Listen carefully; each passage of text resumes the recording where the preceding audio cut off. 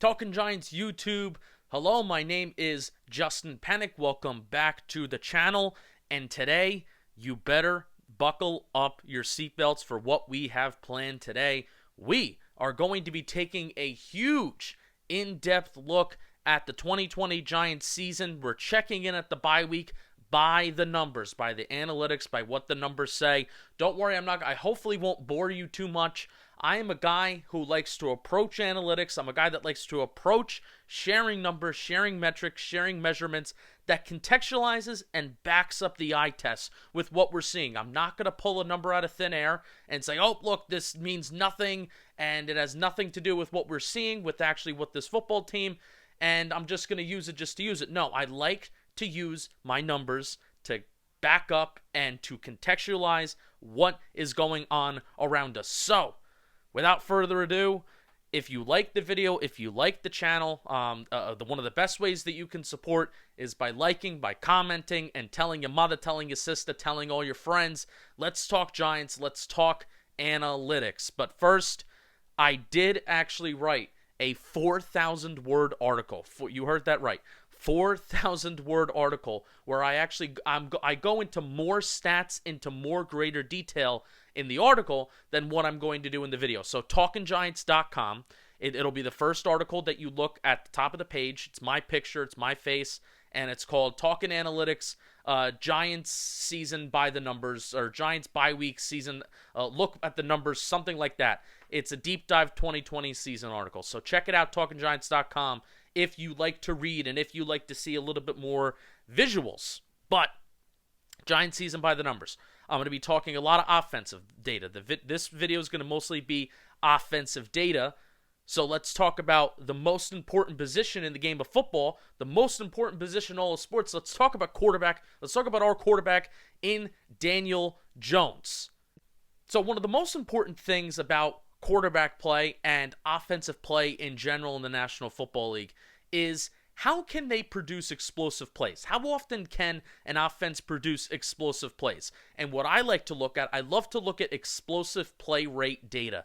I consider an explosive play, and so does Sharp Football Stats, they consider an explosive pass play 15 plus yards, 15 or more yards, and they consider an explosive run play to be 10 plus yards, at least 10 yards or more.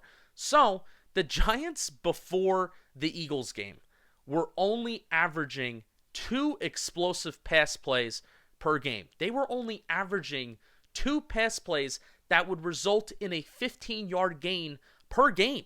That is bad. That is absolutely putrid.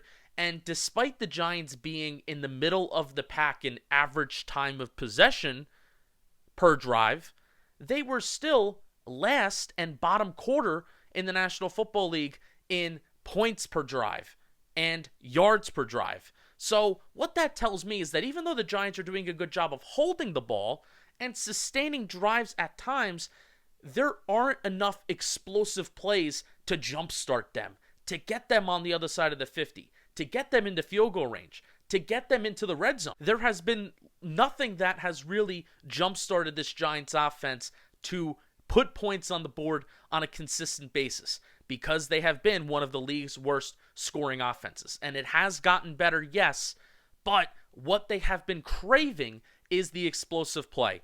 Lo and behold, against the Eagles, it happened. The Giants had a total of 10 explosive plays against the Eagles last Sunday. That's the most that they've had all season. They had 6 pass plays of 15-plus yards and 4 runs of 10-plus yards. Every drive except one, the Giants had a big play.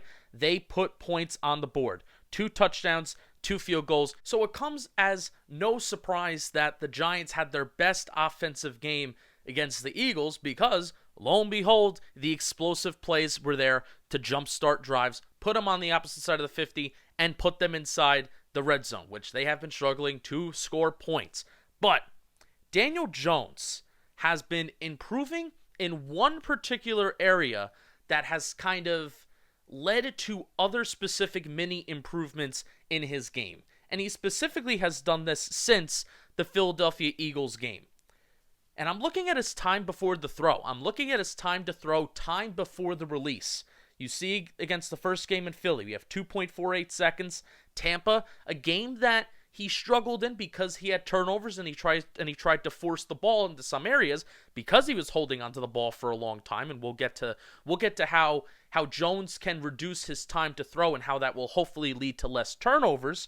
We'll get to that point, but Tampa Bay still, the offense looked good and they were moving the ball. They were throwing the ball down the field, and his time to throw was still 2.6 seconds, which is around average, slightly below average for Daniel Jones, since he has been averaging 2.7 seconds for the entire season. Against Washington, it was 2.48 seconds, no passing turnovers, and against Philly, it was his quickest total over the entire season at 2.35 seconds. So even though Daniel Jones released the ball at an insanely quick rate against the Eagles last Sunday, what you saw is he still was able to throw the ball down the field. Now, looking at this data and looking at the production that Jones has had the last few weeks since he has started to release the ball a little bit quicker and since the offense has had more production, I think Daniel Jones needs to be a quarterback that gets rid of the ball at an above average rate. I really do. I think we're at that point. Daniel Jones does not have the same ability to improvise as a Pat Mahomes, Russell Wilson, Deshaun Watson do. That's not him. He has the athleticism, but him improvising just is not part of his game. And this Jason Garrett offense, it's predicated on pre-snap reads. It's predicated on getting rid of the ball fast and being efficient. That needs to be the way to go for Daniel Jones, because he has shown that even when he gets rid of the ball quick, he is still able to throw the ball deep as well. We saw that against Philadelphia. And the Giants, here's also a very, very key stat that came out the week during the bye week. The Giants have faced a cover one defense 40% of the time.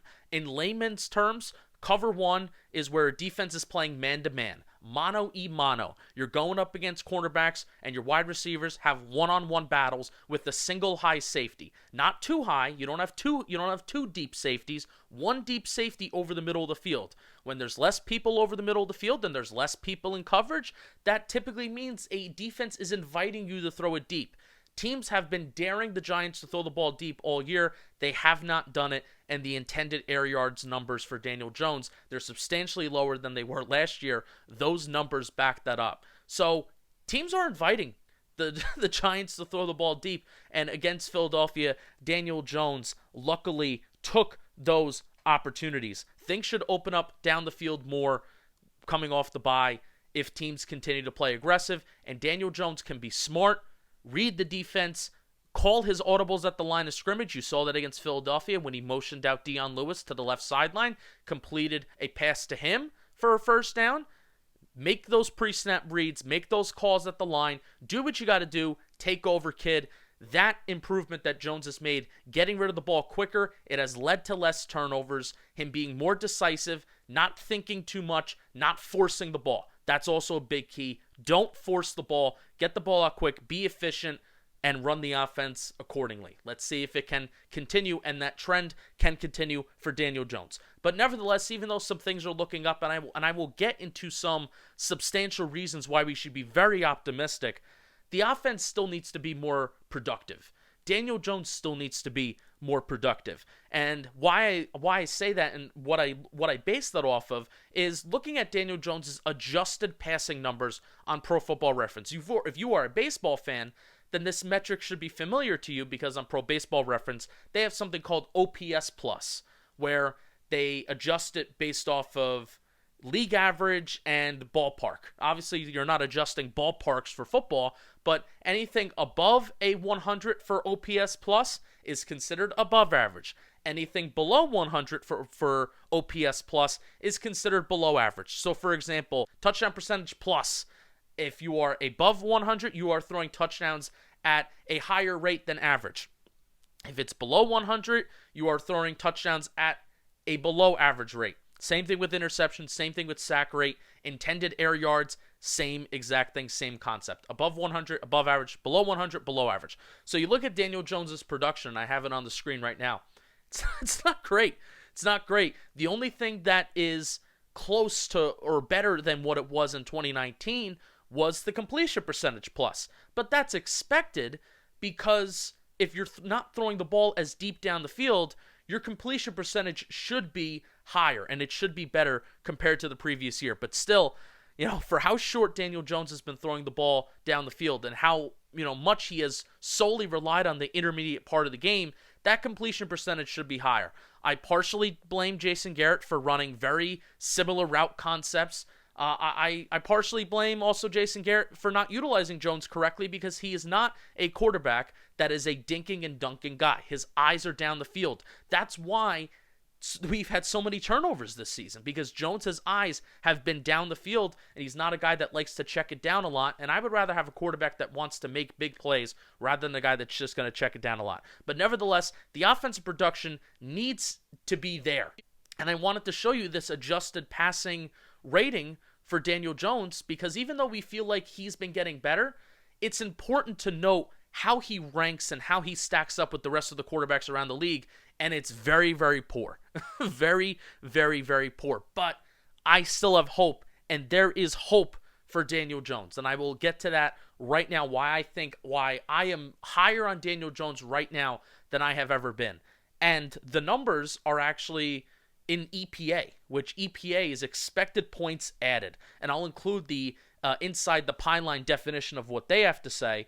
But overall, what EPA does is sometimes the box score doesn't always tell the full story. For example, a 5-yard pass on a 3rd and 4 is better than a 13-yard pass on a 3rd and 15, because you're picking up the first down. So picking up a first down, it is more likely when you move the chains that you will be adding points onto the board. Hence the phrase expected points added. So it's a different way of measuring player value and player production versus the box score stats. So Daniel Jones, because of his turnovers and his high rate of turnovers and his just overall lackluster production that he's given so far in his career, EPA has not smiled fondly on him. However, since the Week 5 game in Dallas, the cumulative EPA numbers have been strong, and it's improving. It's not great, but they are, he's going in the right direction. And you can see, since Week 5 in Dallas, he has been, besides 1 week, he has been above average in cumulative EPA as the week finishes. Now, it's important to note that even though the passing touchdowns may not be there, nor the passing yards, if Jones is performing at an above average rate according to EPA, we can surmise that he's headed in the right direction.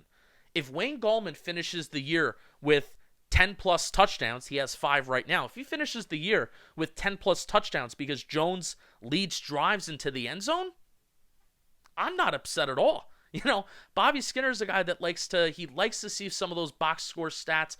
I'm a guy that, if we're winning the game, and if Daniel Jones's arm is the reason why we're getting into the red zone, I don't care how we score touchdowns. The only thing that I want to see more out of a quarterback in his individual play is the explosive play rate. That's the one thing I want to see. But even if the box score does not reflect that Jones is having a good game, analytics like EPA will give players credit if they provide value to a team. EPA heavily penalizes you for fumbles.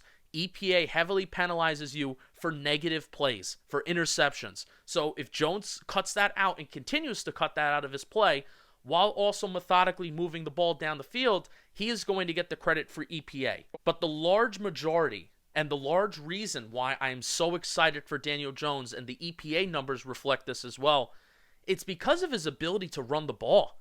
I mean, holy cow.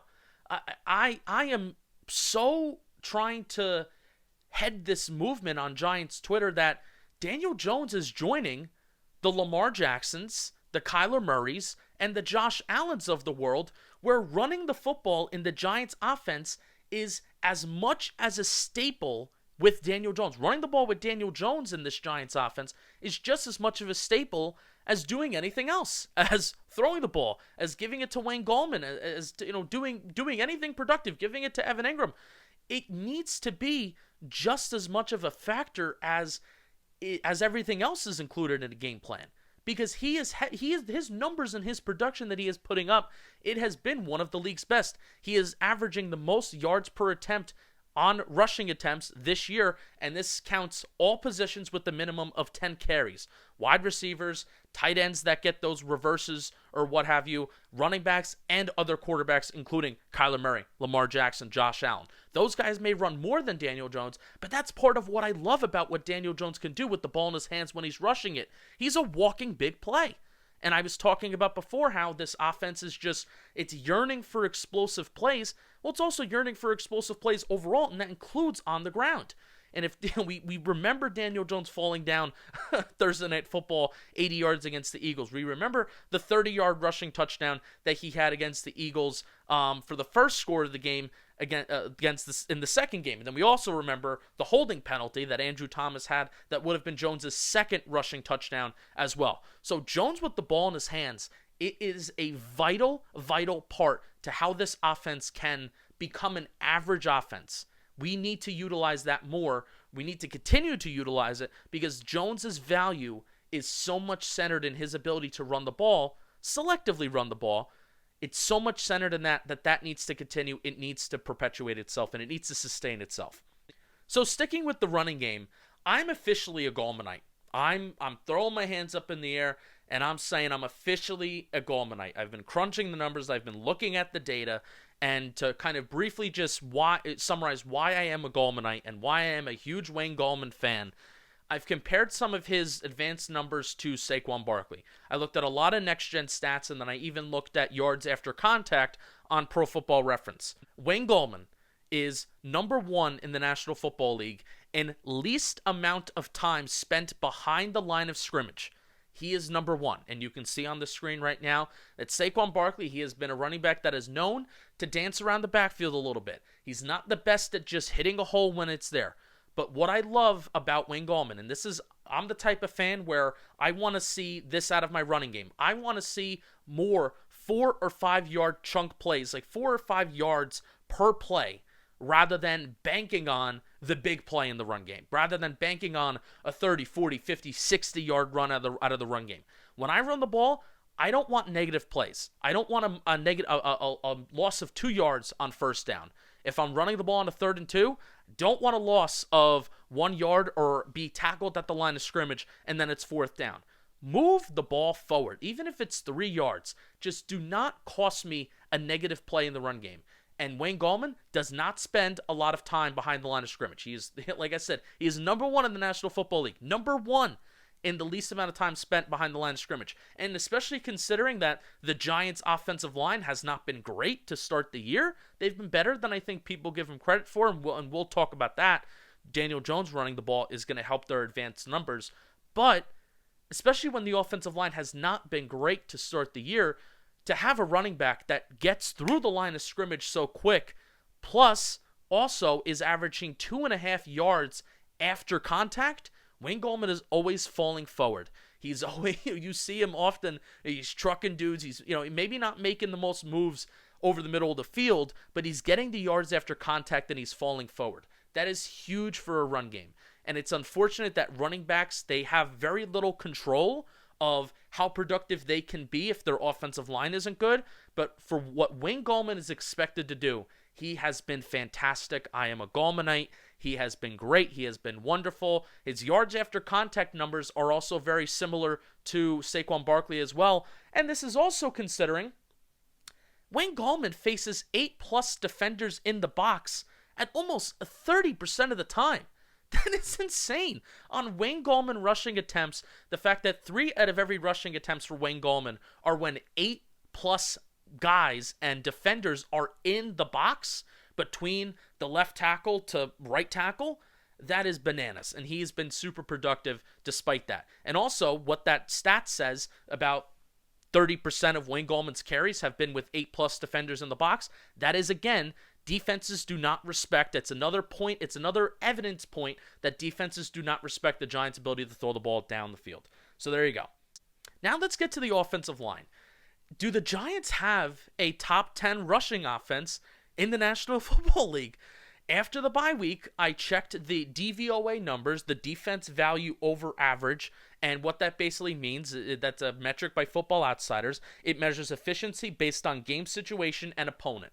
So they have passing DVOA, they have rushing DVOA on offense and both defense, and they have overall team DVOA, defense value over average.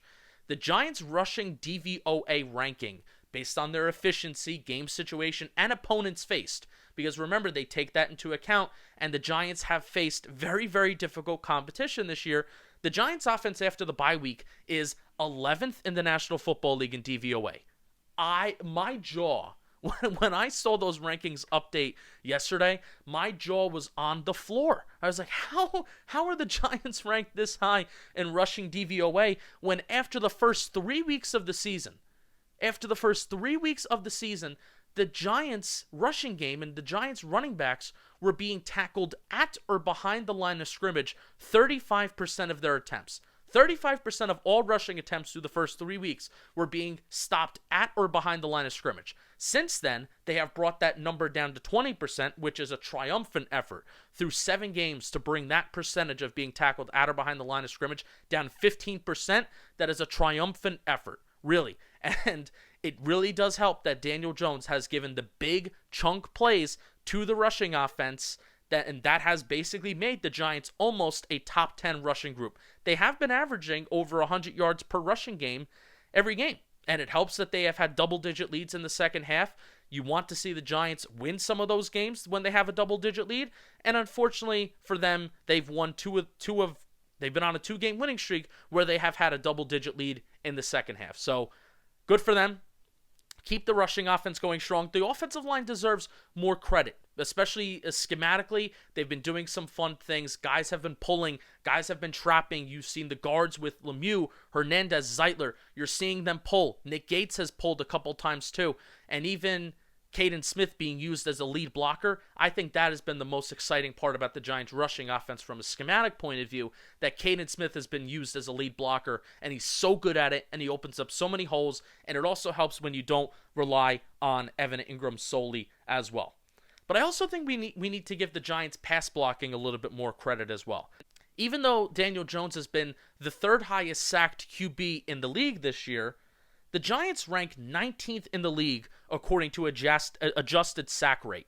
And adjusted sack rate is one of those metrics that adjusts for when you are sacked in terms of game situation. Like, it's more common for a quarterback to be sacked on 3rd down versus 1st and 2nd down. And it also adjusts based off of your opponent. So the Giants have played in 8 games this season where their opponents rank towards the top half of the league in adjusted sack rate. So the level of competition that the Giants have faced is insane. And the metrics that adjust based off of the difficulty of your opponent, they adjust their rankings and they adjust their metrics and their measurements based off of that. But that doesn't mean that the Giants just deserve a pass because they've played difficult competition. Because wins and losses don't care about the level of competition you face. But the Giants' EPA lost per sack, and I talked to you about EPA, where, typically a positive EPA means that you are doing a good job of expected points added and you're adding points onto the board. But when you get a sack and when negative plays happen, that is a negative EPA.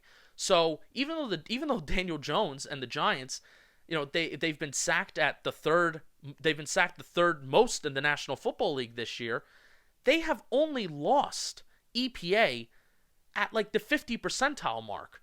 So you would think that since they are sacked at such a high rate that they're losing EPA. They're not.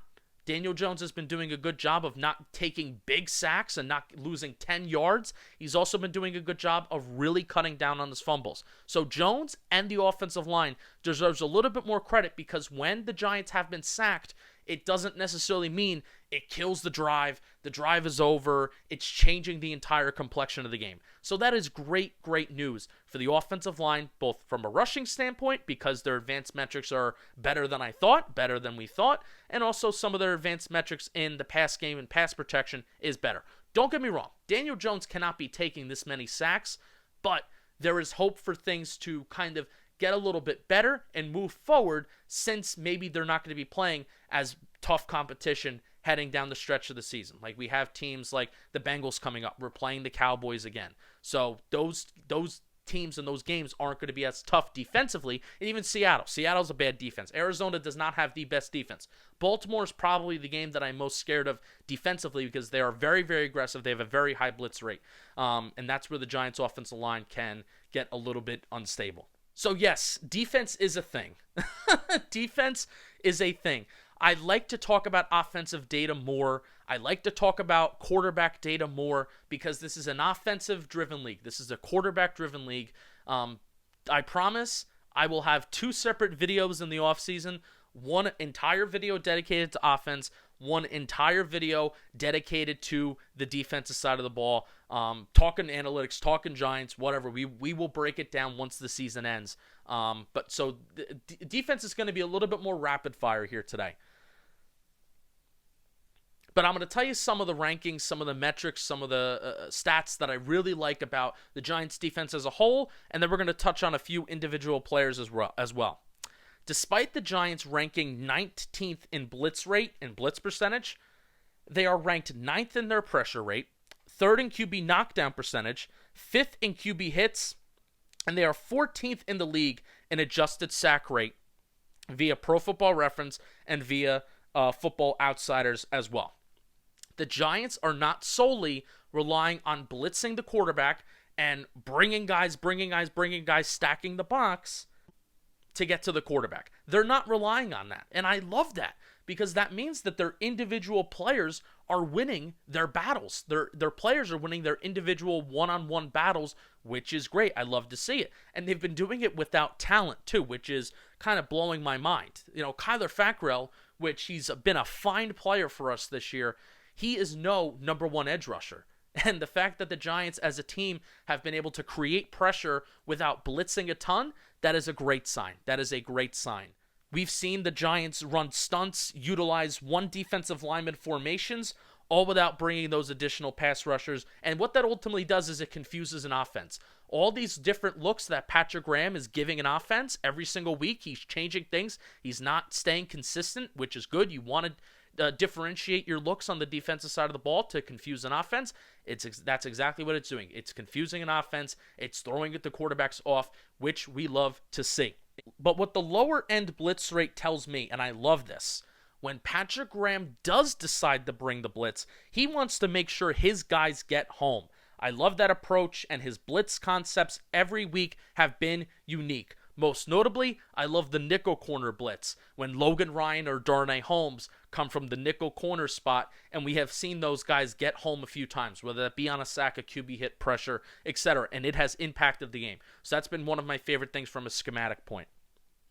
But let's end off the video, let's cap off the video with some individual player defensive talk. Leonard Williams, and you see all of the different measurements and all the different rankings that he has, some of his advanced stats and where he stacks up in the league and where he stacks up against interior defensive linemen. I split it up with, and I differentiate between interior defensive linemen and the rest of the league because it is so difficult to rush the passer in a 3-4 system as an interior defensive lineman because you're coming from the interior spot. You're coming from where you're being double teamed with centers, with guards. Sometimes tackles are even getting a paw and a hand on you as well. So it is so difficult to get to the quarterback and finish. That's the thing. It's so difficult to finish and get those sacks from the interior defensive line spot. And Leonard Williams has been right up there with Aaron Donald and Chris Jones, where when he ranks 3rd in those rankings, it's Aaron Donald and Chris Jones. And guess what? Those guys are staples of their own franchises, and they're getting paid. And if I'm the Giants, I am not letting a guy that has a chance to get 10 sacks this year. I do think Leonard Williams is going to find a way to finish with 10 sacks on the year. I think he might hit 10 sacks right on the nose or 9.5. I think he'll get very close to 10. I think he will get to 10. If you have a guy on your team that has 10 sacks, you can't let him walk. You can't. I don't think the Giants are a good enough team to let a good, productive player like that just walk. I'm sorry. And he also has been pretty darn good in the run game as well with tackles for losses as well. I know Dalvin's good, but I'm a guy that I prioritize getting to the quarterback in a passing league more than I do stopping the run. So Leonard Williams has been really awesome. He's been really good. But we also have a three-headed monster in the secondary with James Bradbury, Jabril Peppers, and Logan Ryan. What these guys have in common, they make plays on the ball. They aren't targeted deep down the field. Even though they are targeted at a high rate, or somewhat of a high rate, they're not targeted deep down the field. Therefore, they're not allowing explosive plays down the field. And that was the thing that killed the Giants in 2019.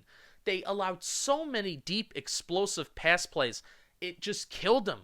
It killed the Giants defense that they allowed so many explosive pass plays. It would single-handedly take them out of games. But the Giants this year, partially because they have they have more talented players. They don't have the most talented players, but they have more talented players this year, headed in the secondary by Peppers, Bradbury, and Ryan. They're making plays on the football when they're targeted.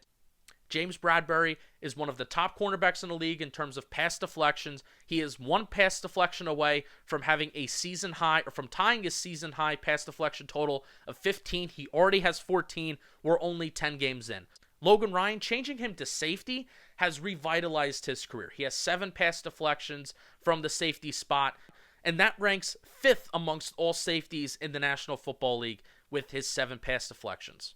And Jabril Peppers, to kind of put a bow on it and to kind of cap it off, since Philadelphia, where he allowed a passer rating in coverage of 158.3, he has been lights out in pass coverage since. His highest passer rating that he allowed was about 77. He has made plays. He already has topped his career best season total of 6 pass deflection. The previous season he had 5. He has already topped it with 6, and he's only played in 8 games so far this year.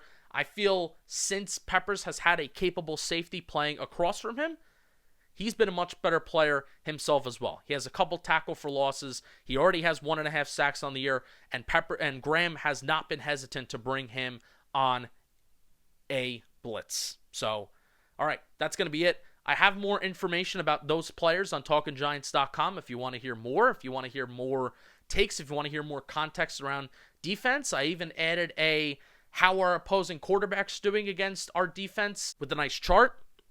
So, thank you for watching. Please like the video. Please comment on the video. Please subscribe. It helps the channel grow. If you enjoyed, I hope you enjoyed. I know this was a lot. I appreciate you sticking around. And I hope you enjoyed. And we will see you soon. We have a game preview coming out for the Cincinnati Bengals game. And I will also be doing a 5 keys to victory video. So buckle up. It's going to be a fun weekend. Peace.